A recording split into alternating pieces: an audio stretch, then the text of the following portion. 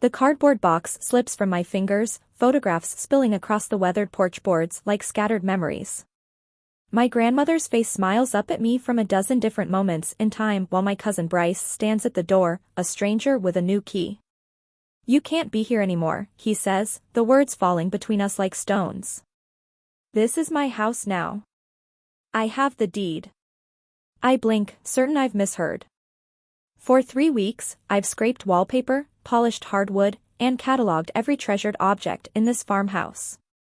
I've spent my entire vacation restoring what Grandma Eleanor loved, my fingers raw from stripping paint, my back aching from moving furniture. "What are you talking about?" The question comes out thin, barely audible above the autumn breeze rustling through the maple trees Grandma planted when I was born. Bryce sighs like I'm a child refusing bedtime. "The property transfer happened months ago. Everyone knows that. Everyone except me." My mind reels back to the family dinner after the funeral. Aunt Patricia's voice had been warm honey when she'd squeezed my hand across the table. "Since you were closest to Grandma, would you mind helping clear the house? We're all so busy, and you've always had such a special connection to the place." Heads had nodded around the table, Uncle Richard, Aunt Patricia, Rachel, and yes, even Bryce. All of them smiling their agreement when I volunteered to handle the cleanup alone. Not once did anyone mention the house no longer belonged to the family trust as we'd always believed. Not once did anyone mention it now belonged to Bryce. I don't understand. I've been working here for 3 weeks. I've been cataloging family heirlooms, restoring the original fixtures. "And we appreciate that," Bryce cuts in, not sounding appreciative at all. "But now it's time for the professionals to take over. The family decided it would be best if I handled things from here. You've done enough." The trembling in my hand stops. 3 weeks of painstaking work flash before my eyes, the kitchen cabinets I'd stripped and refinished to their original oak luster, the antique light fixtures I'd carefully rewired, the heirloom quilts I'd cleaned and preserved. I reach into my back pocket and pull out my restoration journal, every expense, every hour meticulously documented. "I've invested over $6,000 of my own money in this house," I say, my voice finding its strength. "I replaced the bathroom plumbing. I restored the original hardwood floors. I preserved every family photograph and document I could find." Bryce's expression doesn't change. "That was your choice." My fingers fumble for my phone, scrolling to Aunt Patricia's name. She answers on the 3rd ring, her voice cautious when she hears mine. "Sorrel, dear. Bryce says the house is his. He's changing the locks." A pause. "Then, we thought it would be easier to just let Bryce handle it after you cleaned up." The words hit like a physical blow. "You knew? All of you knew when you asked me to spend my vacation clearing out the house?" "Sorrel, try to understand. Bryce has such good plans for the property, and you were always so attached to all those old things. We thought." I hang up before she can finish. The autumn sun slants across the porch where I'd spent countless afternoons with Grandma Eleanor, shelling peas and listening to her stories. My entire savings account emptied into a house that was secretly given away. My vacation time spent honoring a grandmother whose memory the family had weaponized against me. The betrayal burns cold in my chest as I look up at Bryce, still waiting in the doorway that should have welcomed me home. They knew I would say yes. They knew I would pour my heart into preserving Grandma's legacy. They counted on it, and they used me anyway. 2 days later, the county courthouse looms before me, red brick and white columns that once seemed dignified now appear imposing. Inside, the records clerk eyes me with bored indifference as I request the property transfer documents for Grandma Eleanor's farmhouse. "Transfer was finalized 6 months ago," she says, sliding a manila folder across the counter. "Pretty straightforward case." My fingers tremble as I open the folder. There it is, Grandma's signature, wavering but legible, transferring full ownership to Bryce Flint. The date stamps mock me, February 12th, exactly 6 months before she passed away. The room tilts slightly as I scan the additional notation at the bottom, transfer pursuant to family agreement. Family agreement. The words burn into my retinas. I stumble outside, collapsing onto the courthouse steps. Morning sunlight slants across the town square, but a chill spreads through my body despite the warmth. The nausea rises in waves as the pieces click together, the family dinners I wasn't invited to, the hushed phone calls that stopped when I entered rooms, Aunt Patricia's calculated request for me to help clear the house. My phone buzzes with a text from Mrs. Winters, Grandma's neighbor. Contractors just arrived at Eleanor's house. They're measuring the rooms and talking about gutting the kitchen. Is that right? I scroll through Bryce's social media, finding what I feared: plans for Maple Creek farmstay, complete with modernized interiors and booking information. The historical farmhouse Grandma lovingly maintained for 50 years reduced to an Airbnb investment opportunity. My stomach lurches. They're erasing her. Erasing us. Uncle Richard's house sits on a hillside overlooking the valley, its manicured lawn a testament to his successful accounting practice. I park my rusted Honda beside Aunt Patricia's gleaming SUV and Rachel's compact car. The gang's all here. The living room feels like a tribunal. Uncle Richard and Aunt Patricia occupy the leather sofa while Rachel perches uncomfortably on an ottoman. I remain standing, surrounded by framed family photographs, holiday gatherings, birthday celebrations, reunions, none containing my face. This wasn't personal, Sorrel, Uncle Richard says, leaning forward with practiced composure. It was practical financial planning. Practical? My voice comes out steadier than I feel. Tricking me into spending 3 weeks and $6,000 restoring a house you'd already given away? Uncle Richard sighs. Eleanor needed convincing, but she eventually understood Bryce could make better use of the property. The tax implications alone. When did you decide? I interrupt. When did you all agree to keep me in the dark? Aunt Patricia fidgets with her pearl necklace. Sorrel, dear, you've always been so good with old things, so sentimental. We knew you'd want everything preserved exactly as it was, while Bryce has vision. Investment opportunity, Uncle Richard adds. Future thinking. Rachel studies the carpet, shoulders hunched, refusing to meet my eyes. So I'm the family fool? I ask. The silence that follows answers more clearly than words could. The sentimental idiot who would work for free while Bryce prepared to profit. Uncle Richard's jaw tightens. He needs the investment opportunity. You just want it for sentimental reasons. The truth lands like a slap. They'd assessed our respective needs and judged mine worthless. Uncle Richard pulls out a folder identical to the one from the courthouse. Bryce has contractors scheduled next week. They'll be clearing out the remaining items. Those items include family heirlooms I've cataloged, I say. Grandmother's quilts. Great-grandfather's handcrafted furniture. Letters from the 1800s. Worthless junk, Uncle Richard dismisses with a wave. Bryce needs a clean slate. Aunt Patricia attempts her honey voice. Perhaps you'd like to choose 1 or 2 mementos? I spent 3 weeks preserving our history, I snap. I exhausted my savings restoring what Grandma loved. Your choice, Uncle Richard says, shrugging. And now I need to make something very clear. You'll be trespassing if you go back to the property. The implications ripple through me. No legal recourse. No way to recover my costs. The library expects me back Monday, my vacation time depleted. The last physical connection to Grandma Eleanor will be bulldozed into modern neutrality. Her garden paved for parking. Her hand-built bookshelves ripped out for floating shelves from a catalog. Don't make this difficult, Sorrel, Uncle Richard's voice hardens. The family has decided.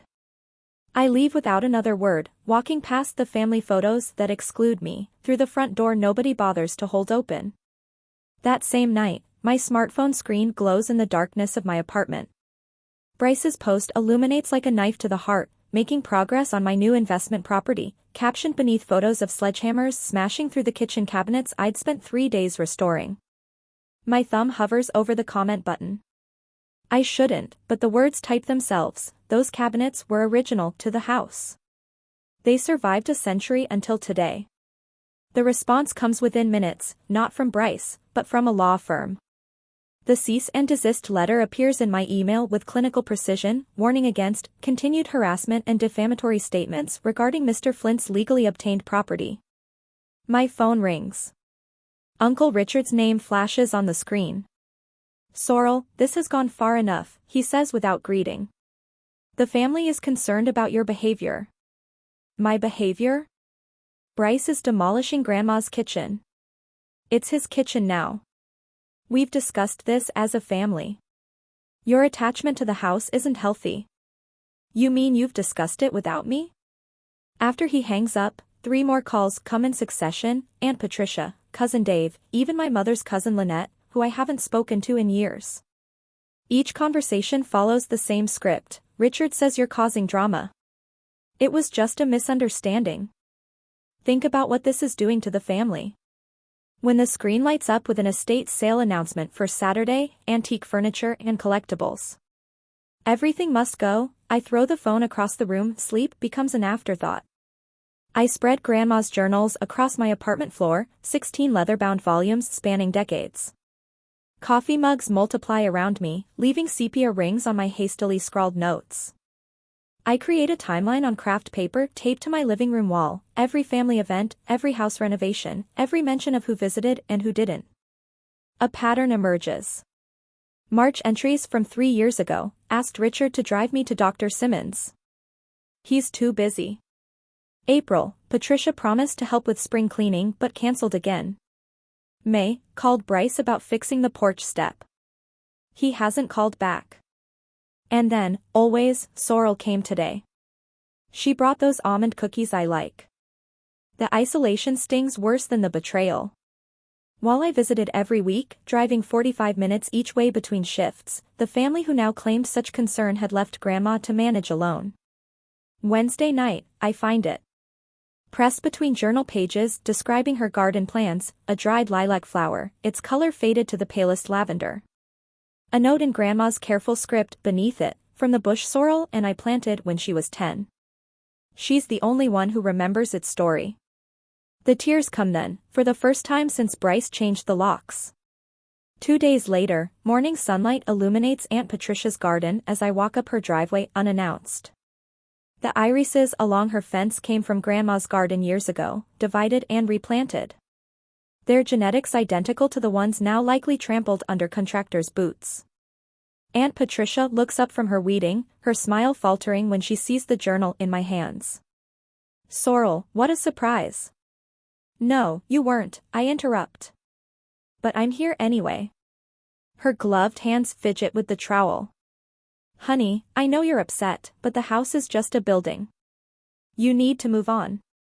"It's not just a building." I step closer, feeling my spine straighten. "It's her life story. And all of ours, too." I open the journal, finding the marked page. "Bryce visited today," I read aloud. "First time in 2 years. All he talked about was what the property might be worth if I sold it." I don't think Bryce has ever looked past the walls. He sees money. Sorrel sees memory. Aunt Patricia's face changes as I turn to another flagged page. "Richard and Patricia came for Christmas dinner. They brought a man from the bank. They think I don't notice how they whisper when I leave the room. They don't realize how quiet this house becomes when everyone leaves. How it echoes with all the people who aren't here anymore." My voice breaks, but I continue. "Sorrel called to check if I needed anything from town. She's the only one who asks. The others just tell me what I should do." Aunt Patricia reaches for the garden fence to steady herself. "I didn't know she felt abandoned," she whispers. "You never asked." The realization hits me suddenly. I'm not fighting for ownership. I'm fighting for preservation of what the house represents, for the stories that would otherwise be hauled away with the furniture Bryce deems worthless. The next morning, Mrs. Winters appears at my apartment door. Grandma's neighbor of 40 years stands ramrod straight despite her 86 years, a manila envelope clutched in veined hands. "I've written down everything," she announces, pressing the envelope into my hands. "How you shoveled Eleanor's walk every snowfall. How you drove her to every doctor's appointment last year. How she told me she wanted you to have her grandmother's china cabinet because you were the only one who knew where it came from. My supervisor calls that afternoon. I have someone you should meet, she says. A friend from law school who works with a pro bono group specializing in elder law. They're interested in your grandmother's case. For the first time in weeks, hope flickers.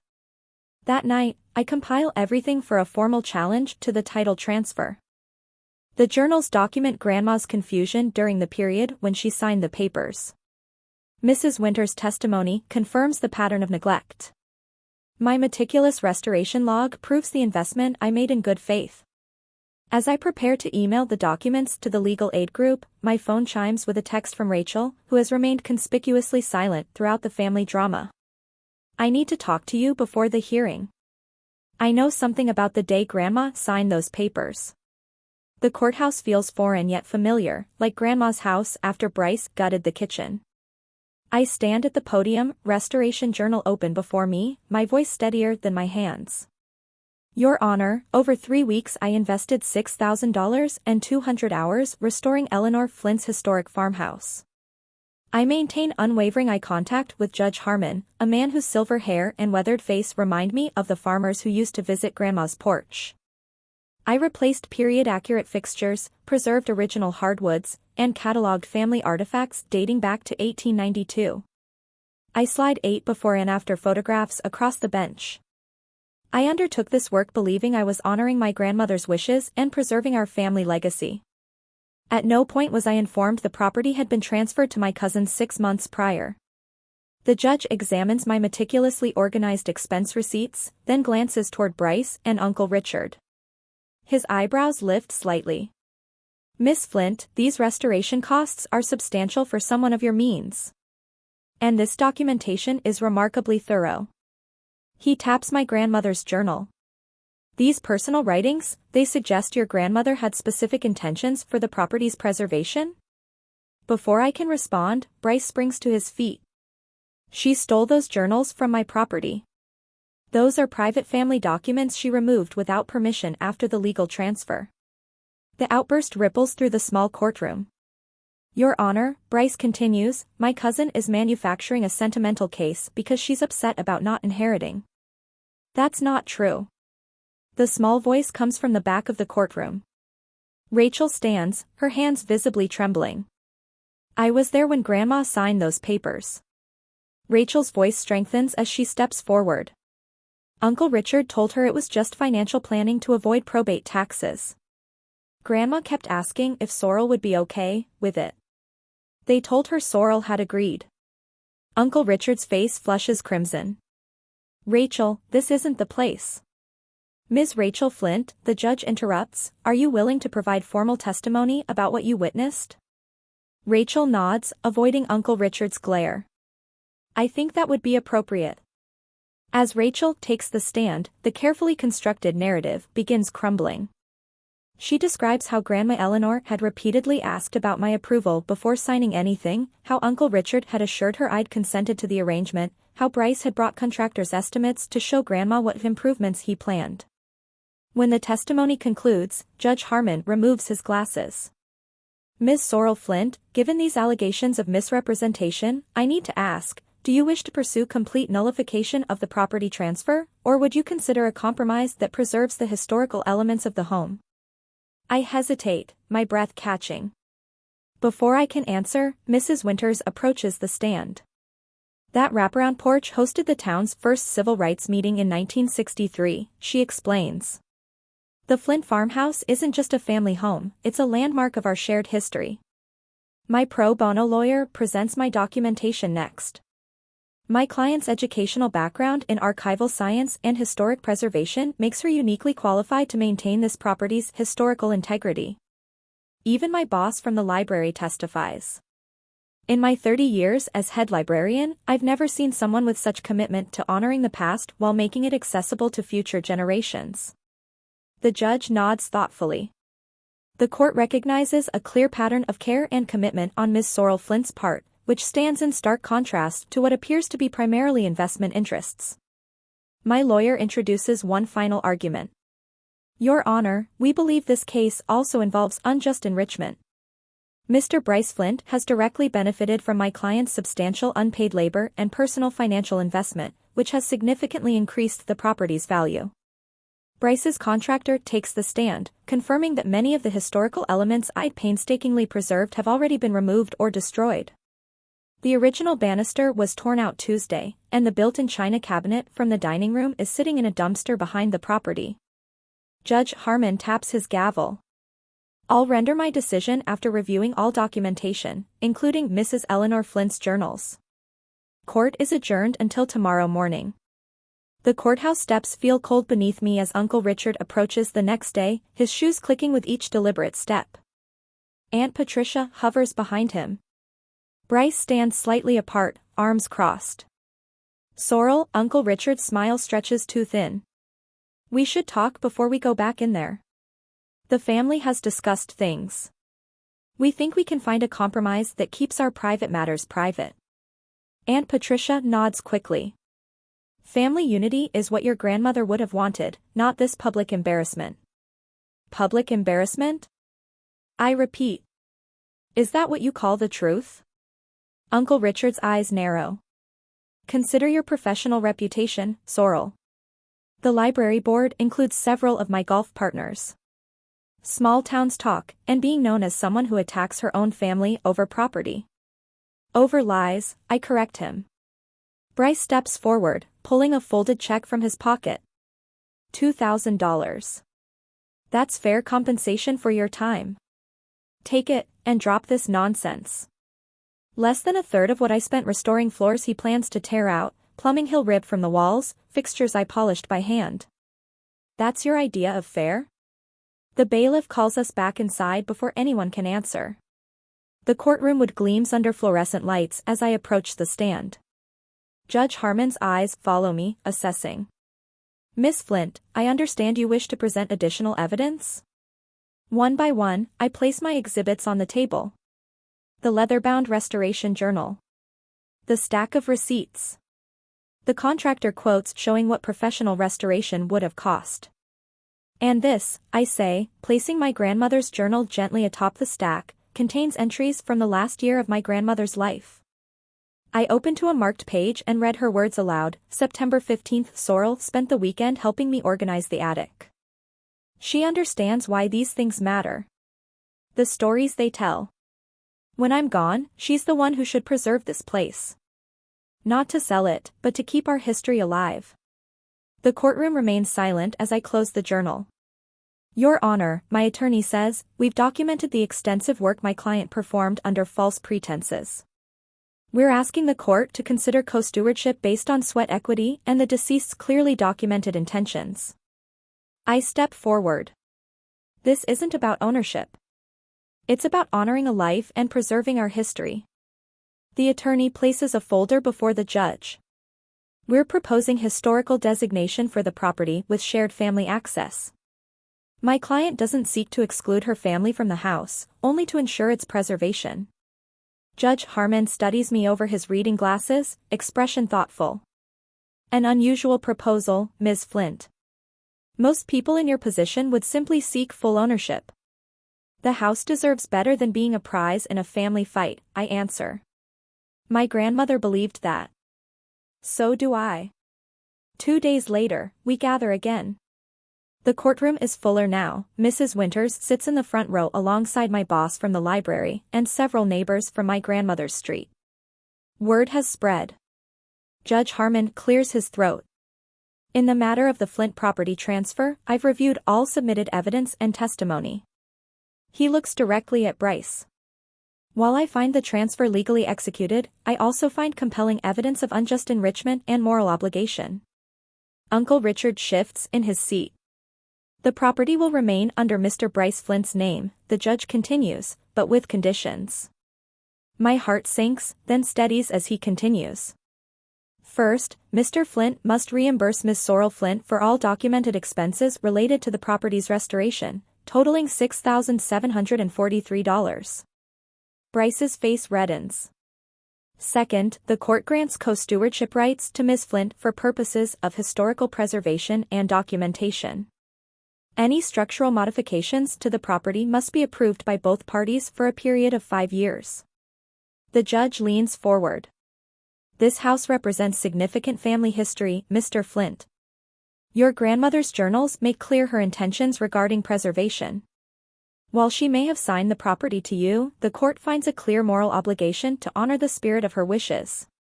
As we rise, a woman approaches with a notepad. Millbrook Gazette, she says, smiling.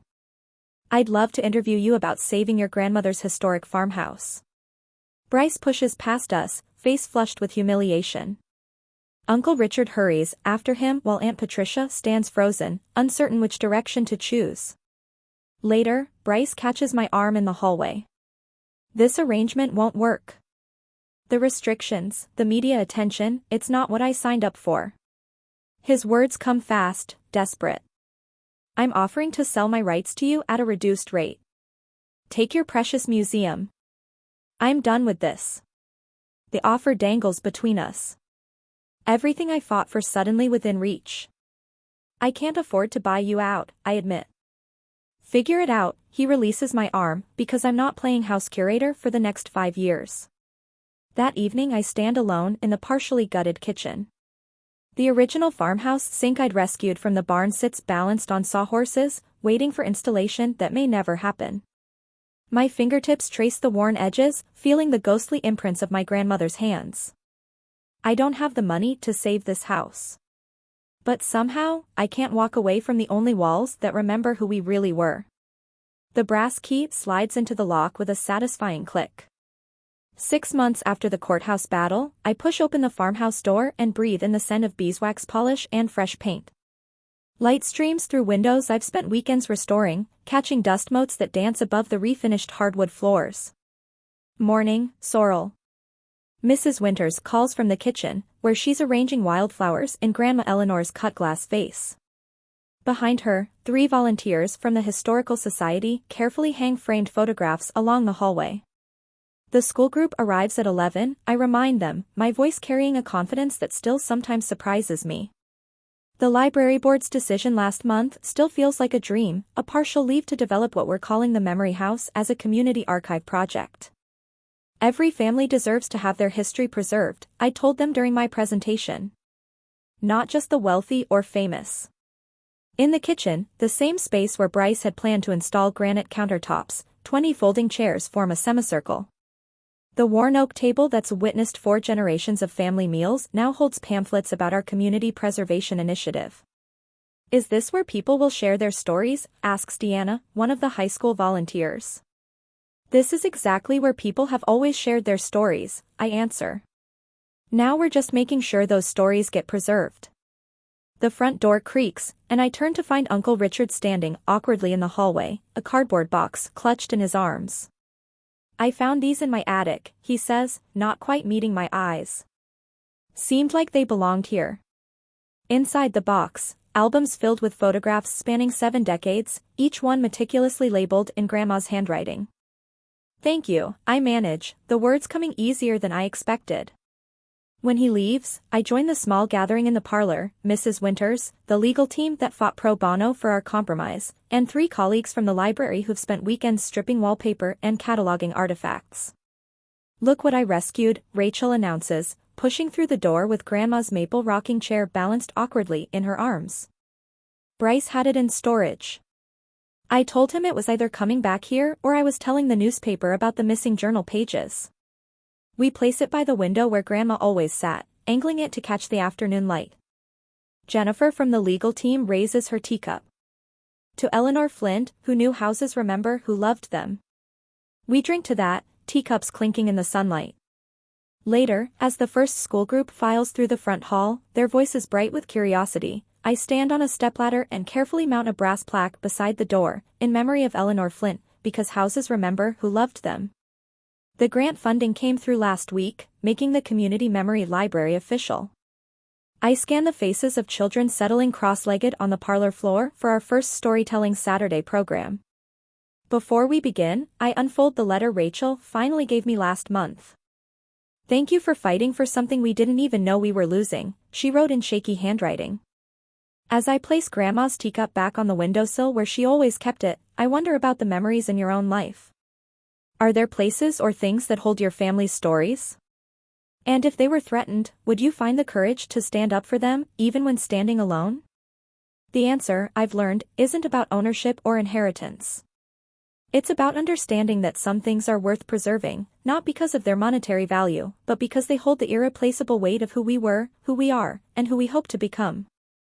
The children lean forward, eyes wide, ready to hear the stories these walls remember. And I begin.